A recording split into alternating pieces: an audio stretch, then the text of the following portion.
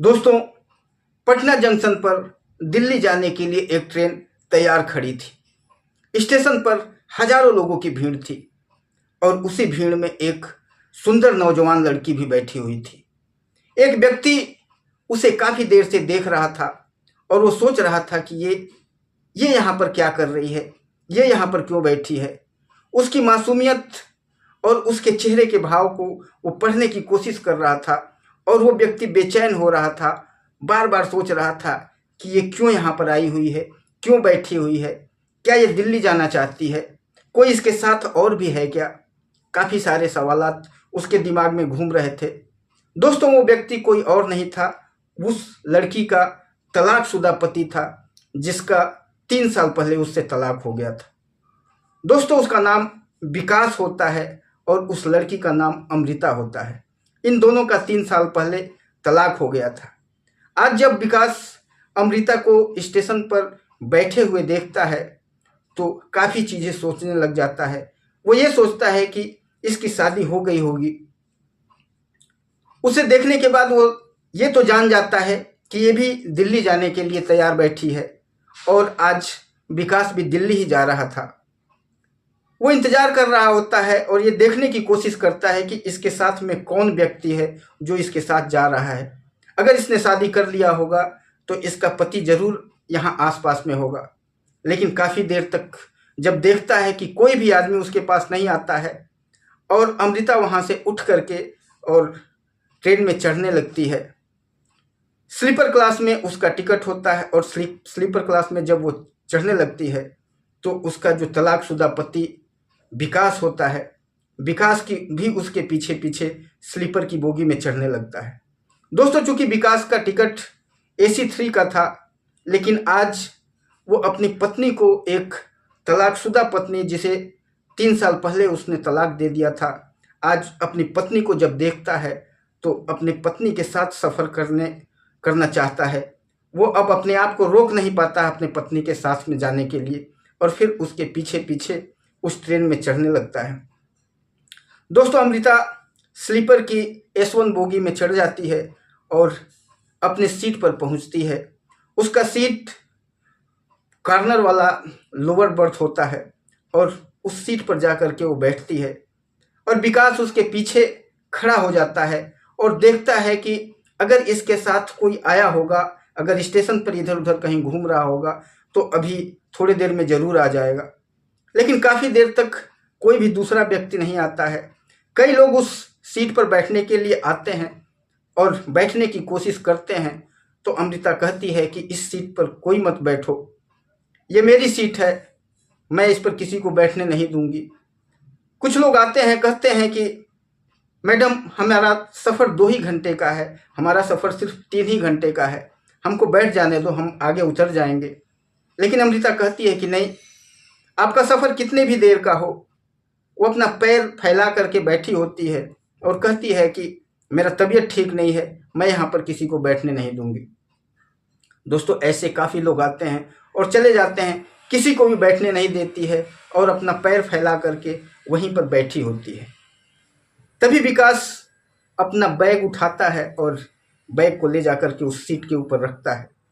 जैसे ही विकास अपना बैग उस सीट के ऊपर रखता है, अमृता जोर से चिल्लाती है और कहती है कि ये बैग कौन है, किसने रख दिया, यहाँ से हटाओ जल्दी से, ये मेरा सीट है, यहाँ पर मैं किसी को बैठने नहीं दूंगी। तभी पीछे से ही विकास कहता है, मैडम आप तो अकेले ही हैं ना, 1-2 घंटे का ही मेरा सफ़र है, मैं थोड़ी देर बैठूंगा, उसके बाद मैं हट जाऊंगा, आप आराम से लेटे रहना। और अभी तो खैर सफ़र करने का समय है, जब सोने का समय होगा तब तो आपको लेटना है, अभी तो कोई ना कोई बैठ सकता है। लेकिन अमृता और चिढ़ने लगती है। अमृता उसके तरफ देखती नहीं है लेकिन बोलने लगती है कि नहीं, अपने बैग को हटाइए, मैं इस सीट पर किसी को बैठने नहीं दूंगी, ये मेरा सीट है। जब इतना बोलती है और बोलने के बाद जब अपना चेहरा ऊपर उठाती है तो विकास को देख करके सन्न रह जाती है, दंग रह जाती है। वो देखने लगती है और काफ़ी देर तक, 10-20 सेकेंड तक विकास के चेहरे को ही देखती रहती है। और जब विकास के चेहरे को देखती है तो उसके बाद अपने पैर को मोड़ लेती है और कहती है कि आइए बैठ जाइए। विकास उस सीट पर बैठ जाता है और बैठने के बाद आगे क्या होता है दोस्तों, बहुत ही रोमांचक कहानी है। इस कहानी में आगे बढ़े उससे पहले मेरा आप सबसे निवेदन है कि कृपया चैनल को सब्सक्राइब कर लीजिएगा, बेल आइकन को प्रेस कर लीजिएगा, इस वीडियो को लाइक कर दीजिएगा और अपने दोस्तों तक शेयर कर दीजिएगा। दोस्तों, विकास और अमृता दोनों पति पत्नी होते हैं। दोनों की शादी आज से 5 साल पहले बड़े ही धूमधाम से होती है। दोनों एक दूसरे को जी जान से प्यार करते थे, एक दूसरे के बिना एक पल भी नहीं रह पाते थे। विकास के पास पैसे रुपए की कोई कमी नहीं थी, वो अमृता को बहुत ही प्यार करता था। लेकिन समय बीतता है, 2 साल जब बीत जाता है तो इन दोनों के बीच में कुछ मनमुटाव शुरू हो जाते हैं और इस मनमुटाव का कारण था विकास का शराब पीना। विकास शराब का आदी हो जाता है। उसके माता पिता उसे बहुत समझाने की कोशिश करते हैं, अमृता भी उसे हजारों बार समझाने की कोशिश करती है। उसे कहती है कि मान जाओ, ये शराब जो है तुम्हें भी बर्बाद करेगा, मुझे भी बर्बाद करेगा, हमारे पूरे परिवार को बर्बाद करेगा। कल के दिन हमारे बाल बच्चे होंगे, हमारे संतान होंगे, उनका भी जीवन बर्बाद होगा, इसको अभी से छोड़ दो। लेकिन विकास अमृता की किसी भी बात को नहीं मानता है। वो अपने माता पिता की भी बातें नहीं मानता है और फिर उसके माँ बाप परेशान हो तक करके अमृता से कहते हैं कि अमृता बेटी, तुम मेरी बहू हो, लेकिन मैं आज तुमसे कह रहा हूँ कि तुम इसको तलाक दे दो, क्योंकि ये अब सुधरने वाला नहीं है और तुम्हारी भी ज़िंदगी बर्बाद हो जाएगी। अमृता को जब उसके सास ससुर कहते हैं, क्योंकि उसके सास ससुर अमृता को बहुत प्यार करते थे। एक विकास की एक छोटी सिस्टर थी, बहन थी, वो भी अपनी भाभी को दिलो जान से प्यार करती थी। जब वो भाभी के साथ उसके मारपीट करता था विकास, तो वो रोने लगती थी और विकास को ही डांटना शुरू करती थी। लेकिन विकास के सिर के ऊपर तो शराब का नशा हावी था। वो पूरे दिन रात शराब के नशे में रहता था और पैसा रुपया नहीं मिलता था तो अपने माँ बाप के साथ मारपीट भी करता था और इसके साथ अपनी पत्नी के साथ, अमृता के साथ भी मारपीट करता था। इवन अमृता के गहनों को भी उठा करके और कई बार ले जा करके बेच करके और शराब पी जाता था। दोस्तों, जब अमृता उससे तंग हो गई तो उसको फिर एक तलाक का नोटिस भिजवा दी और अपने माँ बाप के पास चली गई। माँ बाप के पास ही रह रही थी। माँ बाप के पास रहते रहते उसको 3 साल हो जाता है और फिर आज के दिन वो दोनों उस ट्रेन में मिलते हैं। दोनों ही दिल्ली जा रहे होते हैं। अमृता दिल्ली जा रही थी क्योंकि अमृता की सहेली एक दिल्ली में रहती थी और अमृता की शादी का बातचीत उसने किया हुआ था, इसलिए अमृता जा रही थी। दोस्तों, जब विकास अमृता के सीट पर बैठ जाता है तो अमृता और विकास की बातें होने लगती है। अमृता उससे कहती है कि आपने शादी किया? विकास कहता है कि नहीं, अभी तक तो मैंने कोई शादी नहीं किया। आपने किया क्या? अमृता कहती है कि मैंने भी कोई शादी नहीं किया, लेकिन अब मैं जा रही हूँ। आज मेरी एक सहेली दिल्ली में रहती है, उसने एक लड़का देख रखा है और उसी लड़के से मिलने के लिए जा रही हूँ। इस शादी के बारे में ही बात करने के लिए जा रही हूँ। दोस्तों, ठंड का समय था, सर्दी अपने चरम सीमा पर थी। अमृता अपने बैग से एक कंबल निकालती है और कंबल अपने ऊपर डाल लेती है और खिड़की की तरफ देखती रहती है। वो विकास से कहती है कि आपके पास कोई कंबल वगैरह नहीं लेकर आए हैं क्या? विकास कहता है कि मुझे कंबल लाने का ध्यान ही नहीं था, क्योंकि विकास का तो टिकट AC 3 में था। AC 3 में तो कंबल लाने की कोई ज़रूरत ही नहीं, क्योंकि कंबल वहाँ पर मिलता था, इसलिए विकास नहीं लाया था। लेकिन वो अमृता को बताना उचित नहीं समझ रहा था, क्योंकि अगर अमृता को ये पता चल जाए तो अमृता उसे कहेगी फिर आपका सीट अगर AC 3 में था तो यहाँ पर किस लिए आए। लेकिन आज तो वो पूरी रात अमृता के साथ बिताने वाला था, कुछ और ही उसके दिलो दिमाग में चल रहा था, कुछ और ही सोच करके आया था। इसलिए वो अमृता को कुछ बताता नहीं है और दोनों उस सीट पर बैठे रहते हैं। अमृता फिर अपने कंबल को कहती है कि इसी कंबल में आप भी अपना पैर डाल लो, और दोनों उस कंबल में पैर डाल लेते हैं। ठंड बहुत पड़ रही थी। अमृता फिर विकास से कहती है कि कुछ खाना खा लिया जाए। विकास कहता है कि हाँ, तुम खाना खा लो, मैं तो कुछ लेकर के नहीं आया हूँ। कोई बेचने वाला आएगा तो मैं उससे लेकर के खा लूँगा, तुम तब तक के खा लो। अमृता कहती है कि हाँ, मुझे पता है, मेरा तो समय हो गया है खाने का, लेकिन तुम्हारा अभी तक खाने का समय नहीं हो गया। तुम्हें तो खाने का तुम्हारा तो अलग समय होता है, और उससे पहले तो तुम्हें पीना भी होता है। वो पीने की चीज़ तुम पक्का बैग में रखे होगे, उसको निकालोगे, उसको पियोगे, उसके बाद तो खाओगे। जब अमृता डायरेक्टली उसको शराब पीने की बात कह रही थी, क्योंकि वो अमृता का तलाक ही इसीलिए हुआ था, उसके शराब के वजह से। तभी विकास कहता है कि नहीं, मैंने शराब छोड़ दिया है, मैं अब शराब नहीं पीता हूँ। अमृता उसकी बातें सुनकर के दंग रह जाती है और कहती है ऐसा कैसे हो गया?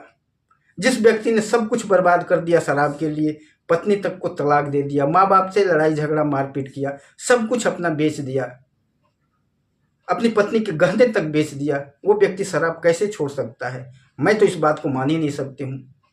तभी विकास कहता है कि मुझे 3 साल हो चुके हैं शराब पिए हुए।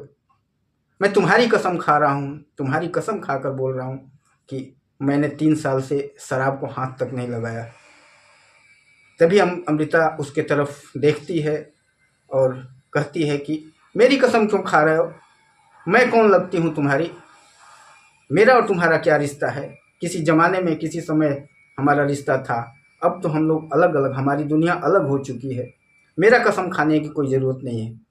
तभी वो कहता है कि तुम कुछ भी समझ लो, मैं अपनी कसम खा रहा हूँ, अपने माँ बाप की कसम खा रहा हूँ, लेकिन मैं अब शराब छोड़ चुका हूँ। तो अमृता उससे पूछती है कि, उसे कहती है कि बहुत ही अच्छी बात है, मैं तो ये बातें सोच करके बहुत ही विचलित हो रही हूँ, और मैं बहुत ही खुश हो रही हूँ कि कम से कम आपने शराब तो छोड़ दिया। अब आपकी ज़िंदगी सुधर जाएगी, अब आपको किसी अच्छी लड़की से शादी कर लेनी चाहिए। विकास कहता है कि कोई अच्छी लड़की तो मेरे नज़रों में है, लेकिन वो लड़की मुझे अब पसंद नहीं करती है। विकास का इंडिकेशन डायरेक्टली अमृता की तरफ था। वो अमृता को जताना चाहता था कि मैं तुम्हें प्यार अभी भी करता हूँ, मैं तुमसे अभी भी शादी करना चाहता हूँ। लेकिन अमृता इस बात को इग्नोर करती है और कहती है कि कोई भी अगर लड़की होगी, उसे अगर दिल से आप चाहोगे, आप दिल से प्यार करोगे, तो ज़रूर आपको पसंद कर लेगी, ज़रूर आपसे शादी कर लेगी। मेरी भगवान से यही दुआ है कि आप जिसको भी पसंद करते हो, जिसको भी चाहते हो, जिस लड़की को, वो जल्दी से जल्दी आपसे शादी कर ले। तभी विकास कहता है कि क्या हम दोनों की फिर से, हम दोनों एक नहीं हो सकते हैं? क्या हम दोनों फिर से नहीं मिल सकते हैं? तभी अमृता गुस्सा हो जाती है और कहती है कि ऐसी बातें मत करो, ये बातें अब अच्छी नहीं हैं, हम दोनों का तलाक हो चुका है और ये बातें अब हमारे लिए कोई मायने नहीं रखती है। दोस्तों, ठंड पड़ रही थी, दोनों एक ही कंबल में लेटे हुए थे, दोनों के शरीर एक दूसरे को स्पर्श कर रहे थे तो दोनों किसी न किसी समय एक पति पत्नी, और दोनों के शरीर में वो आग जल रही थी। दोनों सोच रहे थे कि आज दोनों एक हो जाएं, लेकिन ये जो तलाक और ये रिश्ते जो दूर हो चुके थे, इन दोनों को एक नहीं होने दे रहे थे। दोनों सोए हुए थे, दोनों का शरीर एक दूसरे को स्पर्श कर रहा था, लेकिन वो उसके आगे नहीं बढ़ पा रहे थे। सोए सोए विकास भी सोच रहा था कि देखो कितनी सुंदर पत्नी थी मेरी, कितना प्यार करती थी मुझे, कितनी अच्छी थी, मैंने सिर्फ शराब के नशे में पत्नी को कैसे छोड़ दिया। आज पत्नी मुझसे कितना दूर हो गई है, हम एक ही कंबल में हैं, एक ही रजाई में हैं, हमारे शरीर दोनों को स्पर्श कर रहे हैं एक दूसरे को, लेकिन हम उसके आगे कुछ नहीं कर पा रहे हैं। हम ऐसी बंदिश में बंध चुके हैं। और यही चीज़ें अमृता के भी दिमाग में चल रही थी। अमृता भी सोच रही थी कि काश अगर ये उस दिन शराब नहीं पीते, अगर ये शराब छोड़ दिए होते तो इतने सुंदर और इतने हैंडसम पति थे, और इनकी छोटी सी गलती की वजह से आज हम दोनों दो राहों पर हो चुके हैं। हम दोनों की ज़िंदगी वीरान हो गई है। आज मेरे साथ में सोए हैं, मेरे शरीर से इनका शरीर स्पर्श कर रहा है, लेकिन हम दोनों के बीच में वो चेतनाएं क्यों नहीं जग रही हैं जो एक पति पत्नी को स्पर्श करते ही जग जाती हैं, स्पर्श करते ही जो भावनाएं जगने लग जाती हैं। हमारी भावनाएं तो जग रही हैं एक दूसरे को स्पर्श करने के बाद कुछ करने की, लेकिन हम विवश हैं, हम एक दूसरे को कुछ भी नहीं कर पा रहे हैं।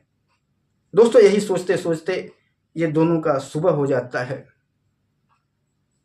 अमृता बहुत ही प्यार से और विकास के साथ पूरे रात का सफ़र तय करती है।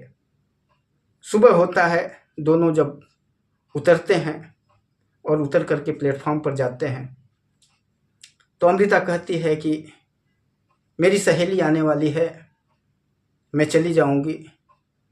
विकास कहता है कि देखो,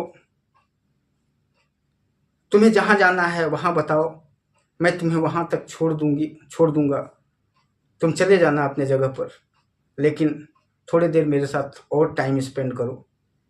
अमृता कहती है नहीं, आपको परेशान होने की ज़रूरत नहीं है, और मेरी सहेली अभी आती ही होगी, आप चले जाइए, क्योंकि एक अनजान व्यक्ति से जिसके साथ कोई रिश्ता नहीं है उसके साथ जाना और उससे बातें करना है ये अच्छा नहीं है, क्योंकि मेरी शादी होने वाली है और मैं अपने पति को ही यहाँ पर देखने के लिए वहाँ पर आई हूँ।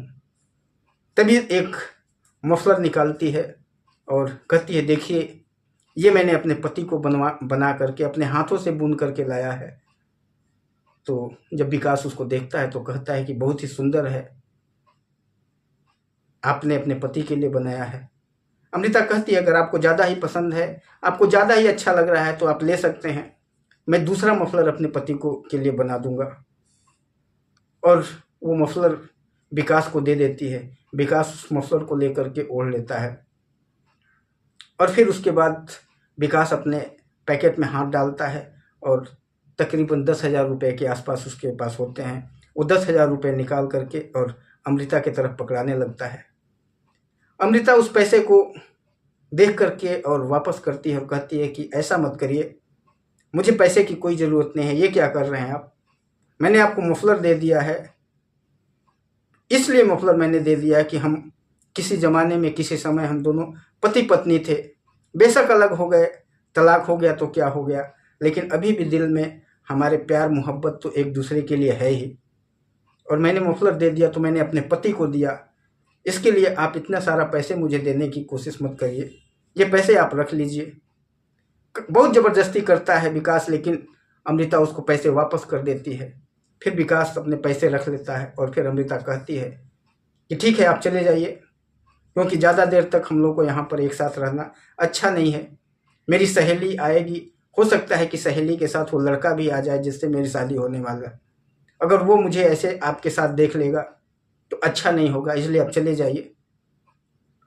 विकास वहाँ से अपना मन महसूस करके और दुखी मन से वहाँ से चला जाता है। विकास अपने घर चला जाता है और तभी स्टेशन पर मंजू नाम की लड़की, जो इसकी सहेली होती है अमृता की, वो आती है और वो कहती है कि अरे अमृता, तुम आ गई, कैसी हो।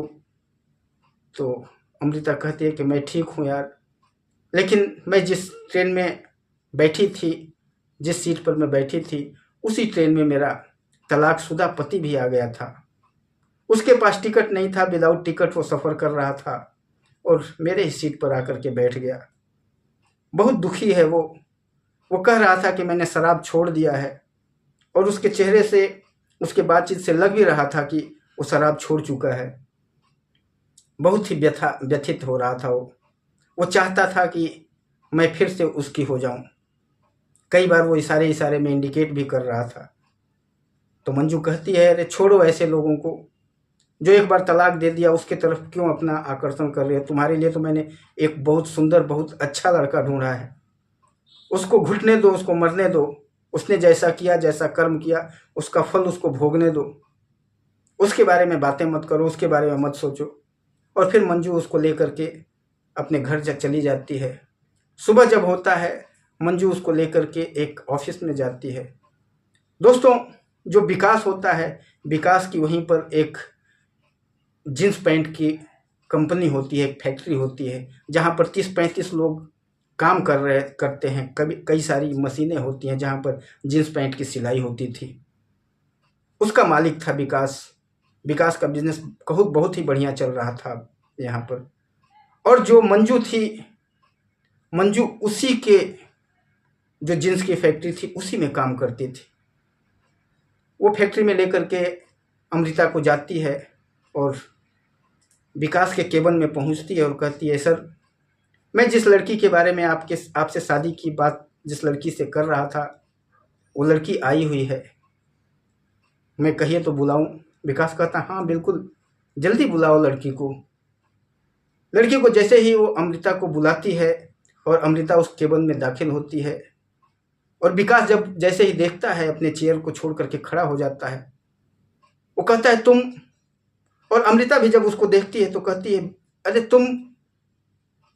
दोनों एक दूसरे को देख करके बिल्कुल अचरज में हो जाते हैं। कहते हैं, ये कहाँ से? तभी विकास सारी बातें समझ जाता है। मंजू कहती है कि सर, यही लड़की है जिससे मैं आपकी शादी कराने के लिए लेकर आया हूँ। विकास कहता है, तुमने तो मंजू कहा था कि जिस लड़की को मैं लेकर के आ रहा हूँ, जिस लड़की को मैं आपसे शादी कराने के लिए लेकर आ रही हूँ, वो लड़की बिल्कुल कुंवारी है। लेकिन ये लड़की तो मुझे कुंवारी नहीं लग रही है, ये तो मुझे शादीशुदा जैसे लग रही है। क्योंकि विकास ने इशारे से अमृता को चुप रहने के लिए बोल दिया और अमृता चुपचाप सब कुछ सुन रही थी, अंदर ही अंदर मुस्कुरा रही थी। वो मंजू से कहता है कि तुम तो कह रही थी कि बिल्कुल लड़की कुंवारी है, लेकिन ये लड़की तो मुझे शादीशुदा लग रही है। मंजू कहती है, नहीं सर, आपके सर की कसम खाकर कहती हूँ, ये लड़की अभी भी बिल्कुल कुंवारी है, आप इसी से पूछ लीजिए। तभी विकास हंसने लग जाता है और अमृता भी हंसने लग जाती है। विकास कहता है, अरे मंजू, यही तो मेरी पत्नी है, यही तो मेरी अमृता है जिससे मैंने शादी किया था, जिससे हमारा 3 साल पहले तलाक हो गया था। ये मेरी ही पत्नी है और तुम मुझसे ही झूठ बोल रही हो। चलो, अच्छा किया तुमने।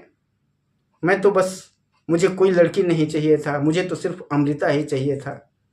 और तुमने बहुत ही अच्छा काम किया कि अमृता को मेरे पास लेकर के आ गई। मंजू कभी विकास की तरफ देख रही थी, कभी अमृता की तरफ देख रही थी कि ये क्या हो गया। जिस लड़की को मैं यहाँ पर शादी कराने के लिए जिस लड़के से लेकर के आई थी, वो तलाकशुदा पति पत्नी निकल गए।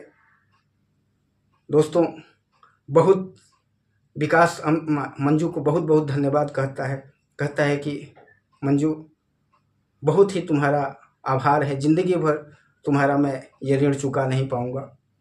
वो अमृता की तरफ मुखातिब होता है और कहता है, अमृता, अगर तुम्हें मैं पसंद हूँ तो तुम मुझसे शादी कर लो, मैं तुम्हें हमेशा खुश रखूँगा।